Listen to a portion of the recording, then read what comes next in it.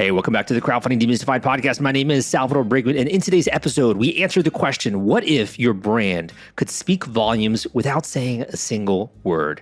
We actually went behind the scenes and spoke to an Italian visionary who went from being an architect to becoming a product designer and went over all the topics when it comes to design, branding, storytelling. How do you create scroll-stopping campaigns? How do you do 3D renderings and animations to bring your product to life even before it's built?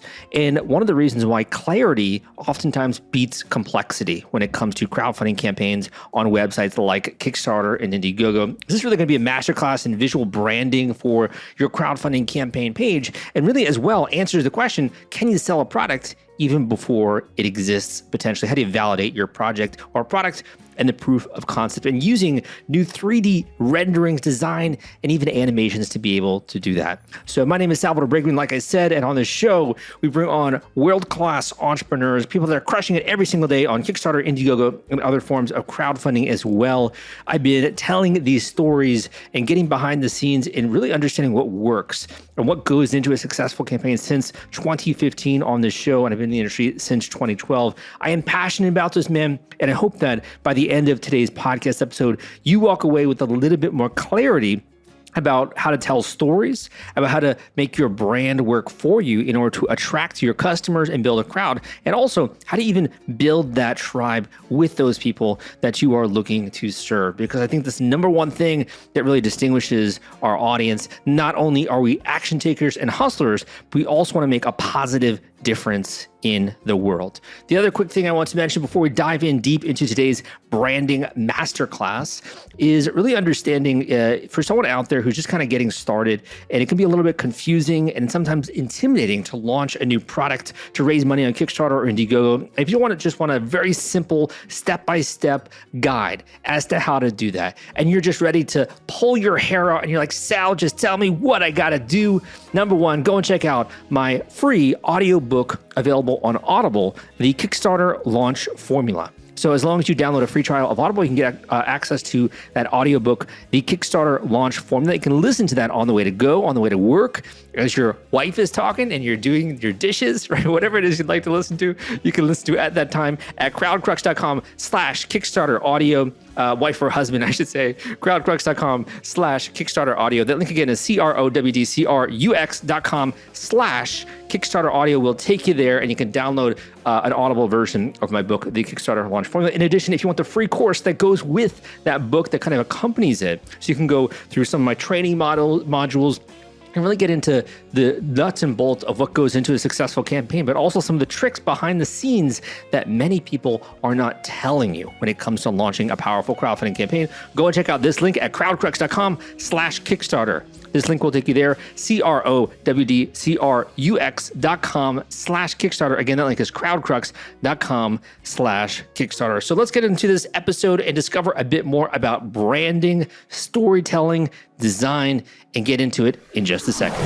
Hey guys, welcome back to the Crowdfunding Demystified podcast. And we are lucky enough to speak with a man who's been an incredible help when it comes to many different crowdfunding campaigns.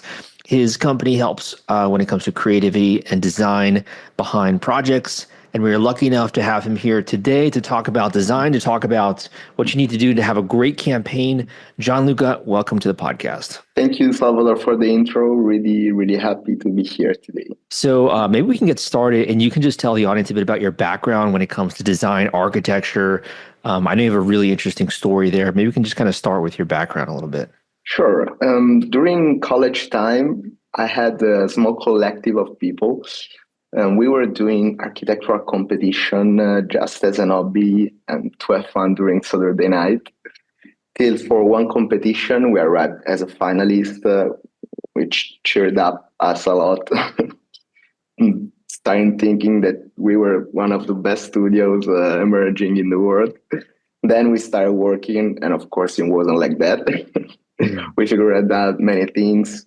We learned how to work professionally, and we decided in that case that visualization merged with design was our path. What really drew your attention initially to architecture, out of curiosity? Yes, I studied architecture with Ranieri, the other co-founder of our studios.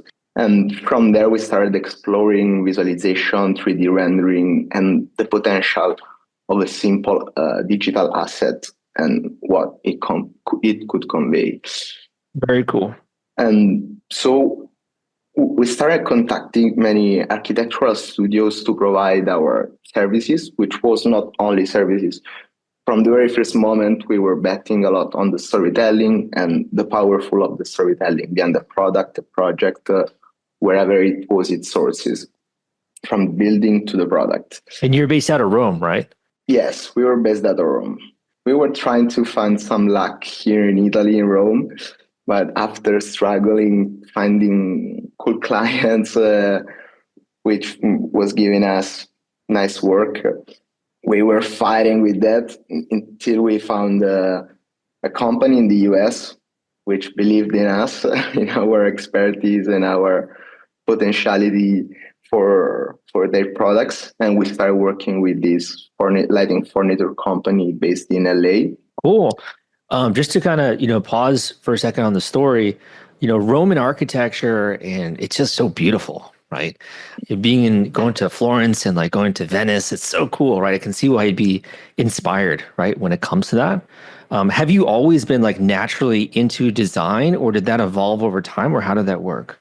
I've always been into design since I was like 10 years old, seeing my sister's friends working on industrial design exams at the college. I've always been very fascinated by this world. And yes, every day in Rome is very, very inspiring. I think Italy in general got some jewels hidden around the entire environment, which is really, really inspiring. But you have that spirit of the ancient time, but it's hard to move forward and looking forward to fresher innovation, new possibilities to expand digitally. But it's arriving even here. There's a lot of people who are listening who really love design themselves, because you think about it, someone to make a product, to see a problem, to decide to make something from scratch, right? That takes guts, that takes gumption. Have you ever considered, making your own product or designing your own product, or out of curiosity? I design product all the time, but I know all the efforts that there are behind launching a product, and I'm sincerely waiting for the right idea, because maybe I came out with an idea, I think about it for like 10 days, how to refine it, but all the time there is that quid missing that would allow the launch smoothly. So let me ask you kind of a dumb question here, right? When it comes to design, is it the branding? Is the look and the feel? Is it the way the user interacts with it? Is it like the getting attention? What do you feel like design really means when you're using that word? Well, today I think that all those elements working synergistically. We can left behind nothing today because the market, it's tough. There is a lot of competition. So who is able to create that puzzle with all the elements that the market requires, that the users require, that the eyes requires?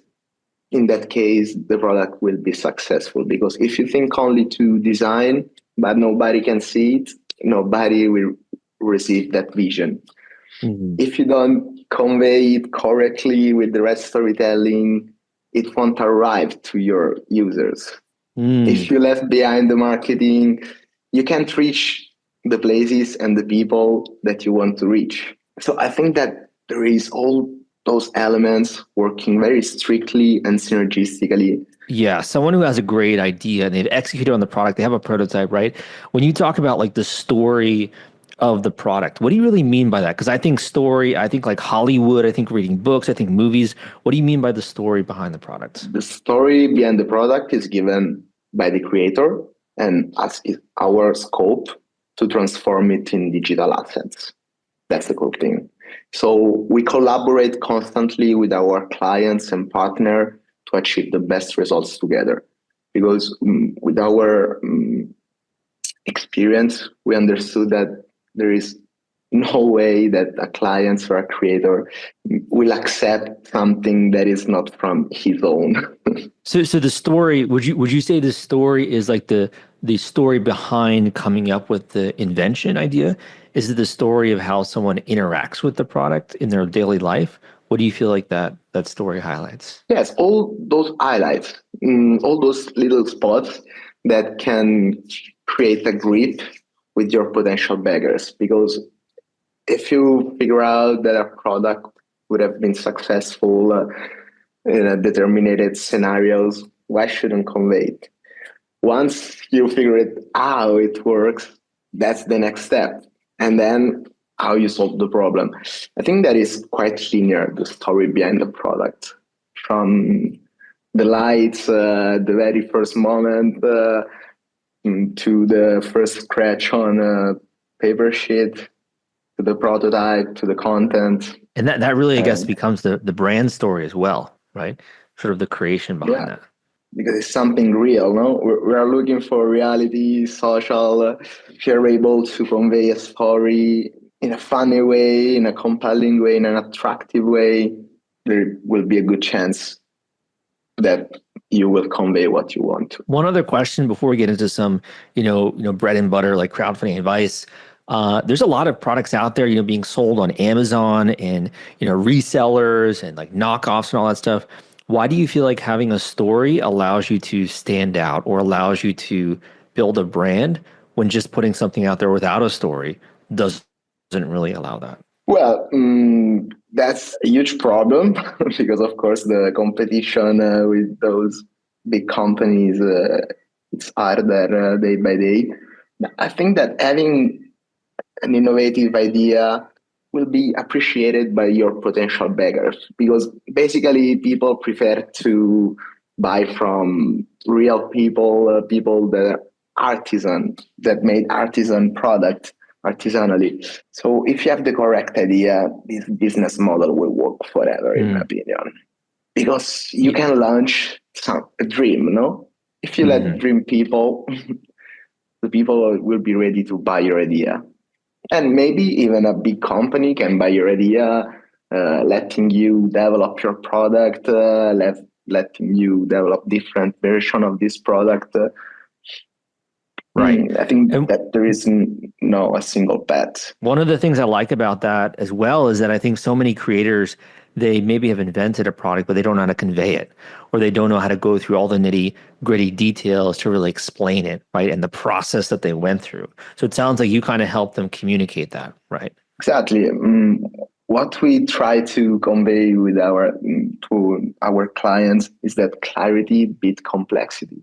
We try to create key images, key animations in order to let them save more money as possible because we know how much we have to be budget effective in crowdfunding. But we try to convey as well that content is not just decoration, but it's validation. Because once you create a landing page able to gather data from your from your potential beggars and you have explained your product very, very clearly, you have been sincere with your crowd and your product will be judged sincerely. And if it works because you conveyed all the elements and all the key features that you should convey. It's like an insurance.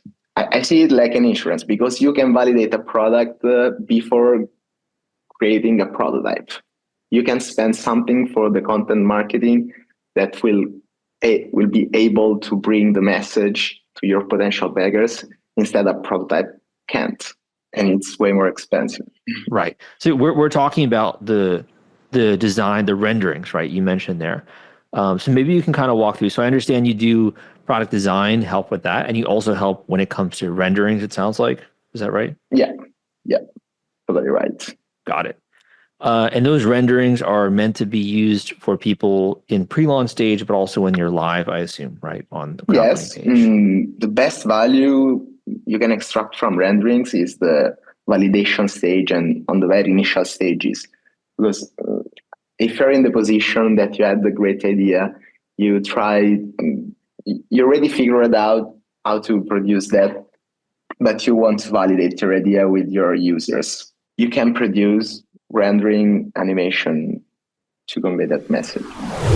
If you're worried about the fulfillment and shipping part of your Kickstarter campaign when it comes to getting out all those perks and rewards to your backers, rest assured I've put together a complete Kickstarter fulfillment and shipping checklist for you, and it's free. This is sponsored by the folks at Fulfillrite, and they thought that you should have this checklist as part of your arsenal going into a crowdfunding campaign. If you want to get instant access to this checklist and it's free, you can go to fulfillrite.com/checklist. Again, that is fulfillrite.com/checklist, fulfillrite.com/checklist. Just go to that link and you can download it immediately.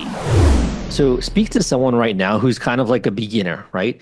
And they are just kind of starting to understand, what it is that you're talking about. Do you have any advice for someone who's like a beginner and they're looking to get their product out there in, like you mentioned, the pre-launch stage? What types of images or photos or renderings do you think they should have in order to really build their story? Well, I think that the most powerful tool under the visualization is the 3D animation, because social media taught us that Instagram Reels is what keeps you attached to the screen. A compelling content with a nice music is like the nirvana for all the people who are doom scrolling on social media. And yes, we are used to prepare two type of different rendering sets. The studio set one to convey the key features. So we show the product in an aseptic environment, showing the design details, showing the features, how it works, how it opens, how the mechanic of the product, if it has one. And then we go through the lifestyle scenario, showing the product in action, showing the product merged in a real lifestyle scenario, for instance, for, a pot in a kitchen, showing people interacting with the product. And those are the three main tools. And thinking about, 3D renderings, is this for like a specific type of product? Because we have a lot of different people, right, that are listening to the show. We have some people that are doing like books, some that are doing board games, some that are doing physical products. Are you referring more so to like technology, or is this across the board? Very across the board. 1 year ago, I would have said no. There are only determined products that can be conveyed with the CGI. Today, with the AI, everything is changed. We can produce content for any type of product. It has been mind-blowing over the last years, because we are groundbreaking many things that we couldn't imagine to do in such a short amount of time. Yeah, it's been insane, just light speed, right? When it comes to that. Insane. So 3D animation, one big takeaway, making sure you have 3D animation to build value, to create a story, and to really convey quality, right, when it comes to the product with CGI. Number two, the key features and lifestyle scenario you mentioned. Do you have any thoughts on like the lifestyle scenario? Do you need to have a prototype to do that? Can you do it without one? Any thoughts on that? That's the cool part. We don't need any prototype. We can start even from an image, start modeling the product on our softwares, and then bring the product in the different lifestyle scenarios, or studio set, or animation, or we're very, very free. And the only limit today with CGI is our imagination. And when it comes to that, do you think, seeing it in these different environments, that's what kind of builds that story that you're talking about, or why is that so powerful? Yes, exactly. Creating different environments and use cases for the product is like the main chapter of the product, because you see the product in action after you receive the explanation of the key features and all the stuff. So it's like an empathetic tool to let the people having the sensation to use that product. I would use in that situation, yes, no. And during the validation moment is validation stage is super powerful, because you can tweak only determined elements without having the needs to make everything from scratch. It's a dynamic assets anyway. So making sure we have lifestyle scenarios is really important with the product. 3D animation. Do you have any other advice for a beginning creator who's looking to kind of make a splash with their product and looking to really make sure that backers get Yes, interested? what I can suggest to anyone ready to launch a product is to be calm and understood all the different stages that they are going to face. Because, and depending on the stage of their idea, because if it's really conceptual and they need just to validate, prepare, what I suggest is to prepare few contents in order that you can start extracting data from there. And then you can start tweaking and sculpting your product with real data. Instead, if there is a well-designed project with a nice branding behind, we have more space to create more contents and invest more in the type of service. The same for the campaign in itself. I suggest to prepare the real contents super compelling for the campaign in itself. Well, one of the things just kind of as you're talking that's kind of coming to mind is this idea of like a user journey, right? Which is like the interaction with the product, and so someone first sees that on an ad or in a social media post, but up until when they buy it, right? Are you thinking about and sort of writing out the user journey when it comes to a new product? Is that kind of how you're thinking through this? Yes, exactly. There's this user journey from both sides, from the creator to the beggar. And it's crucial to identify all the different stages in order to be ready to approach the next one. Because if not, you risk to do many reworks that can let you lose money, convey the wrong message, not managing this in the right way. Instead, what I would suggest is that. Right. Understood. Well, I would say, the user journey, it sounds like is a really important element. And kind of like you mentioned, number one works well with the 3D animation to understand where it's going to be used and also the lifestyle scenarios. And it goes back to the design as well. So I'll make sure to include all these points in the show notes. One other quick question I had for you, and I think I'd be remiss if I didn't ask this, is, AI technology. And you kind of hinted at this a tiny bit, just the impact that this has had. Do you have any tools or recommendations of things that people can check out when it comes to AI technology, or ways that you're seeing this being incorporated into projects? Well, for what concerns our process, we use many different tools in a crossed way because we need only determined things for each tool. But for the creators, it's an amazing tool to convey to agency like us what they want to do, because they can develop text, they can develop emotion, feelings, layers on their product that they can transform in a visual image easily through Midjourney, through ChatGPT in itself. So yes, everything is proceeding very smoothly, even for the communication between the professionals and the creator, because they can convey directly what they want to do, what they're looking for. I've also seen a lot of these like UGC ads, right, where you have like an automated voice talking and someone on the screen. Do you have any thoughts on that, or you feel like that's not really worth someone's time? We use a lot of voiceover in our videos because we understand that having a voice talking, explaining something that you're seeing, it's super helpful. So yes, this is another groundbreaking moment because you can have any voice saying anything you need, just writing a text. The hard work is to write a compelling text now, not to talk, in our opinion. Well said. Well said. Well, my man, I mean, you've gone from, studying architecture to then helping with design when it comes to new products, and, helping as well when it comes to the look and the feel and the renderings and, 3D animation. What's been like the most rewarding part of your journey so far? The conclusion of the project and watching all the elements together. Having a journey through the storytelling we built. That's the most satisfying way.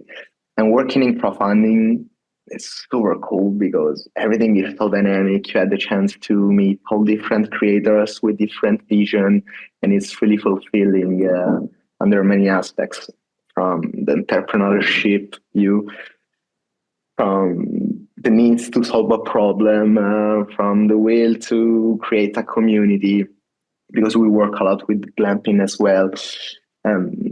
Yes, I'm grateful to work in this little spot of work. Very cool. Well, I appreciate you sharing so many great advice and tips on today's episode. I do have one or two more questions for you, but before we do, where can people learn more about your site and learn more about some of the things you offer here? Well, we have a website, which is www.iascreative.com, where they can find anything, or our social media at ias.creative. We post you often there, and they can see some contents we are used to do. Awesome. I'll make sure to link that up in the show notes. So two questions. One would be, there's been a lot of stuff that has been changing this year when it comes to the major platforms out there. Have there been any trends that you've been noticing that have kind of caught your eye, or that you found really interesting when it comes to crowdfunding? Well, next trend I was mentioning is the glamping one. Many people are creating glampings and more structures for the community, for different type of community, for the gamers one, for the LGBTQ plus community, for the people that loves nature. So inside the glamping will be included many activities about hiking, meeting new people. And I was like, wow, this is a dynamic word here, because in Italy it's quite difficult to have the permission to build. Instead, I was seeing this huge trend in the US where many people were building many glampings for different crowds and communities. Right. I think that is really interesting. Yeah, we're all trying to get back to our primitive roots in nature, right? Work so hard just to get back to the roots there. My last question for you here is really just for the audience, and we can end on this note. It could be a word of encouragement for other product designers and creators in the audience. It could be a book recommendation, one that you'd recommend people reading, or it could be a favorite quote that you have that has been said to you before that you've heard. Any of those, and we can end on that note. Well, our imagination is our limit. That's the only quote that I can think about CGI. And even if there isn't a solution in my mind, I will always fight hard to find one. Even if ideally I can't, I want to imagine that I can. Very cool. Thank you so much for coming on the podcast. Really appreciate it. And looking forward to see some of the campaigns you're working on. Thank you so much, Salvador, for hosting me. And it's been a pleasure. And thank you all. All right. I hope you took away tons of valuable golden nuggets when it comes to this episode of the Crowdfunding Demystified podcast. My name is, again, Salvador Brigman. And not only is this something I'm passionate about, but I've had so many people reach out recently via email, via Instagram, and also people leaving comments on my YouTube videos saying, Sal, I love the way that you make this simple, but I have a unique case. I have a unique product. I have a unique situation and I need help. And, getting these kinds of cries of help is actually one of the reasons why I decided to make myself available via individual one-on-one coaching calls. So this is not for everyone. I'm going to put this huge asterisk. This is not for anyone or for everyone. This is really for you if you're serious about your project launch. You're done with spinning your wheels. You finally want to start to get some results. You want to have the A to Z laid out in front of you of what you got to do, and maybe even get additional help as well at the end of that call when it comes to long-term coaching, or even some executional help in select cases when it comes to your campaign launch. If you're fed up and you're ready to really invest in a strong foundation into going into your campaign, to dot your I's, cross your T's, and make sure you absolutely crush it when you go live, go down below in the description of this podcast, whether you're listening on iTunes or YouTube, and go and check out the link, crowdcrux.com/coaching, because I guarantee you that's going to be the best investment which you can make going into your campaign launch. Just about the best investment, aside maybe from my book, of course. So go down below at crowdcrux.com/coaching, and that link will take you to my coaching form. You can book a one-on-one individual coaching call with me, and we can get that call scheduled ASAP. And in addition, not only go through the strategy behind your launch and the tactics, but also introduce you to new tools, new resources, things that you didn't even know about when it comes to this industry that is crowdfunding. I have a huge reservoir of information in my head, almost like a massive library of all the things that have worked in different categories and different campaigns. And I can apply that to your unique case. So go down below, book your individual one-on-one coaching call at the link crowdcrux.com/coaching, one of the best investments which you can make. Thank you so much. My name is Salvador Brigman, and I appreciate you, whether you are a listener in the early stages or you're further along. Please take a second to rate and review this podcast on iTunes. Let the world know that this is worth their time. Thank you so much, and I will see you next week.